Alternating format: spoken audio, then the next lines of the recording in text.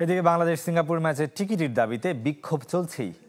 Football ভবনের সামনে টানা তৃতীয় দিনের মতো অবস্থান কর্মসূচি অব্যাহত রেখেছে ফুটবল আলট্রাস। একই দাবিতে ঝাড়ু মিছিল করেছে ফুটবল সাপোর্টার্স ফোরাম। সকালে ফুটবল ভবনের সামনে এই কর্মসূচি পালন করে সমর্থকদের সংগঠনটি। ফোরামের সাধারণ সম্পাদক শাহাদাত হোসেন অভিযোগ করেন, সদস্যদের জন্য টিকিট কেনার জন্য ফেডারেশনে যোগাযোগ করেও সাড়া মেলেনি।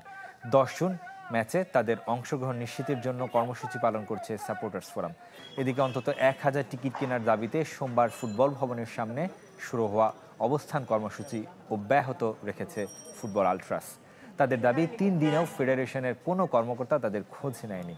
আলট্রাসের অবস্থানের কারণে বাহুফের একটি গেট বন্ধ থাকলেও অন্যটি খোলা থাকায় ফুটবল ফেডারেশনের কার্যক্রম স্বাভাবিক রয়েছে।